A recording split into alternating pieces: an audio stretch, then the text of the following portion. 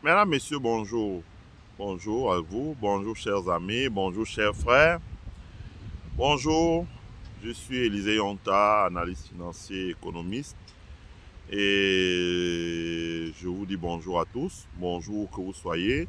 Bonjour si vous êtes en Europe, si vous êtes en France, si vous êtes en Belgique, si vous êtes en Espagne, si vous êtes en Italie, si vous êtes au Luxembourg. Partout où vous trouvez, bonjour à vous. Bonjour si vous êtes en Amérique du Nord, au Canada, aux États-Unis. Et nous vous souhaitons à tous et à tous de passer une bonne et agréable semaine.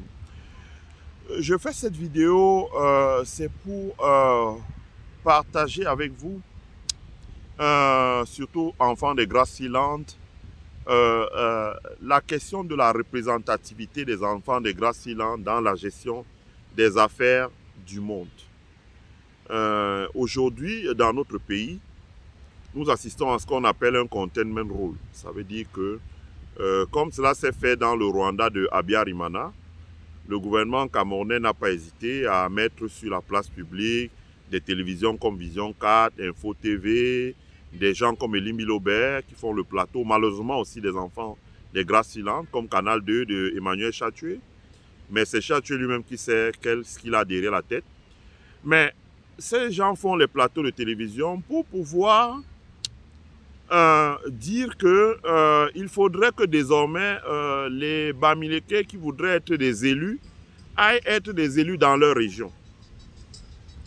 Deuxièmement, ils ont activé un parti qu'on appelle le PCRN, qui est un parti xénophobe, tribaliste, très dangereux, avec un leader qui a cessé de développer via des ouvrages qu'il n'a pas écrits, une pensée selon laquelle il faut mettre en place le tribalisme communautaire, donc ça veut, le fédéralisme communautaire. Ça veut dire que les gens n'ont les droits que dans leur village ou leur département, et une fois qu'ils vivent ou résident hors de leur village, district d'origine ou département, je ne sais pas ce que ça veut dire, dans un monde qui se mondialise. Vous savez, je regardais tout à l'heure une vidéo de Vladimir Poutine. Les gens doivent savoir qu'une bonne partie de la Russie, ce sont des personnes qui viennent de la Chine. Et il s'est donc rendu dans cet endroit-là et il causait avec des étudiants. Quand j'ai regardé, j'avais du mal à croire que c'était la Russie, c'était des étudiants russes, c'était des élèves russes. Et il leur a dit qu'il leur parlait en chinois, en mandarin, si je puis dire. Et devant l'étonnement des enfants, il leur a dit, mais écoutez, ne soyez pas étonnés, la Russie n'est pas que blanche. Elle a aussi des gens qui viennent d'Asie centrale. Et que dans sa famille, il y a beaucoup de personnes qui étaient mariées à des personnes qui étaient originaires d'Asie centrale. Donc il avait ce qu'on appelle des relatives, donc des nièces, des neveux qui parlaient mandarin. Et à force de parler mandarin avec eux, lui aussi parlait mandarin. Donc vous voyez, le monde se mondialise. Dans un monde qui se mondialise, on est obligé de se poser la question. C'est vrai, les élites bamileke ne se posent pas cette question-là. C'est vrai, les rois bamileke ne se posent pas la question parce que les élites bamileke se disent, si je parle de ça, je perds mes privilèges. C'est vrai, nous nous sommes fait flouer avec quelqu'un qui ont pensé que c'était un opposant. Mais il n'en est rien du tout. Les jours à venir, les gens comprendront mieux ce que je suis en train de dire. Qui quand on met Bamileke à terre, c'est lui-même qui est le premier à sortir et dit non, non, non, je suis Camerounais. Mais il n'a jamais adressé une question pareille en disant « Ah non, non, non, non, je ne peux pas adresser ça, ce serait mieux. » Mais il sait ce qu'il fait.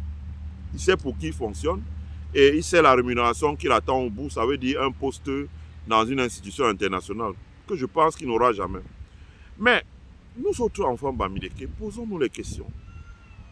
En réalité, comment ça se fait qu'aujourd'hui, nous travaillons, nous payons des impôts. Nous sommes citoyens d'un pays. Et au moment des élections, on nous dit, vous devez la fermer et travailler seulement, payer des impôts. Et vous ne pouvez pas participer à la gestion des affaires publiques. Vous ne participez plus à la gestion des affaires publiques. Les hauts postes dans l'administration, vous avez complètement disparu. Dans la préfectorale, on ne vous voit plus. Dans les régies financières, vous n'existez plus. Dans l'armée, la défense, la sécurité, vous n'existez plus. Donc, vous ne participez plus au processus de prise de décision. Dans les organisations internationales, vous avez complètement disparu. On ne voit plus.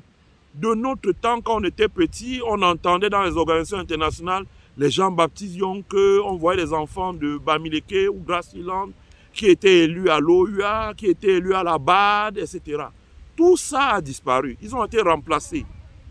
Ça veut dire que Paul Biya vous appelle à Yaoundé, il vous nomme 2 ans, et après 2 ans, il vous envoie à la porte et vous ne pouvez vous trouvez que votre place dans l'institution internationale dont il vous a pris, vous avez été remplacé par une autre personne, de chez lui de préférence. Le seul qui a échappé à ça s'appelle Samuel Nana Sinkam, qui a refusé le poste de ministre des Finances parce qu'il avait bien compris le piège à lui tendu. Ça veut dire qu'on lui demandait de venir là. Après 2 ans ou 3 ans, on l'aurait mis à la porte et on aurait remplacé, comme au cadre de la Banque mondiale, par quelqu'un d'autre. Donc posons-nous les questions. Allons-nous, pour les 20, les 10, les 20 années qui viennent, devenir de purs spectateurs dans notre pays d'origine, où nous n'existons plus au plan politique, en termes d'élus? Il y en a quelques-uns. La deuxième question, c'est, avec la mondialisation aujourd'hui, nos enfants se déplacent, vivent en Europe, en Belgique, en France, en Suisse, en Allemagne, au Luxembourg, sont nés sur ces sols-là, donc sont citoyens de ces pays-là. Est-ce que nous entendons instruire nos enfants de participer à la gestion des affaires publiques dans ces pays-là? Et qu'est-ce que nous faisons pour qu'ils puissent participer à la gestion des affaires publiques? Parce que dans le monde où nous vivons, si vous ne participez pas à la gestion des affaires publiques, vous êtes un spectateur, vous laissez des milliers et des milliards d'opportunités vous passer devant. De notre temps en France, on s'est battu au Parti socialiste pour qu'on puisse commencer à intégrer les gens qui puissent voter.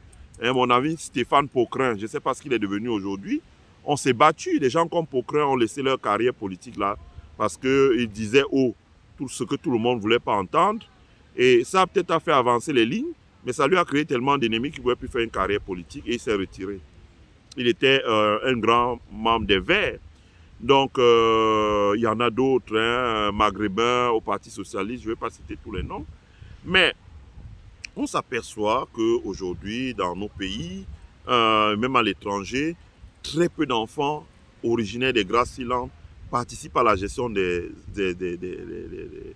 affaires publiques, comme élus locaux, comme conseillers municipaux, comme maires. C'est-à-dire que même dans les pays où le jeu démocratique, comme on dit, est fair, ça veut dire que le jeu démocratique est un jeu ouvert.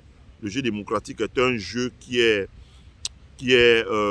un jeu ouvert à tous. C'est un jeu qui est un jeu plus ou moins équitable. Ça n'existe pas un endroit où c'est 100% équitable, mais plus ou moins équitable. Nos enfants aujourd'hui ont toujours la peur qui les habite de participer comme élus, de se présenter à une élection, de s'engager pour une cause, dans une association, dans un parti politique, de se présenter aux élections, d'être investi, de run, comme on dit, de concourir et de gagner le suffrage universel, de participer à la prise de décision. Les Bamileke, à l'étranger, sont devenus de gros introvertis. Ils ont peur de tout. Ils ont peur d'aller rencontrer un élu. Ils ont peur de prendre la parole en public. Tout ce qu'ils font, c'est les cotisations d'argent. Les cotisations d'argent. Chaque jour, c'est les cotisations d'argent. C'est que si on vous met dans un groupe des gens de votre village, dès que vous entrez là-dedans, la première chose qu'on vous accueille, c'est les cotisations d'argent. Mais vous ne voyez pas des gens dire comment on fait pour être dans cette grande association, dans ce grand syndicat, dans cette force politique, comment on fait pour aller à la conquête du suffrage universel et être même des suppléants et avoir notre mot à dire. Voilà. C'est quelque chose qui est très préoccupant parce que si ça reste en l'état, je peux vous garantir que dans une vingtaine d'années, nous ne serons rien d'autre que les balayeurs partout sur la terre. C'est grave, c'est très grave. Ça ne veut pas dire qu'il faut bousculer ou attaquer les autres. Non, ce n'est pas ce que je veux dire. Mais je veux dire qu'à partir du moment où nous avons un capital humain qui est fort, ce capital humain-là, nous devons commencer à développer un leadership pour que le capital humain débouche sur le leadership. Le leadership, ce n'est pas seulement avoir l'argent. Le leadership, ce n'est pas seulement faire le commerce, avoir une grande boutique. Non, pas du tout. Le leadership, ce n'est pas ça. Le leadership, c'est aussi participer à la gestion des affaires publiques.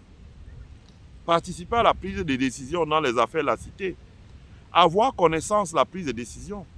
Hein, je vous ai dit sur ma page que je suis dans les associations comme National Black Accountant, National Financial Analyst aux États-Unis, fédéral, au niveau fédéral, dans les instances. Mais on voit comment ça se passe.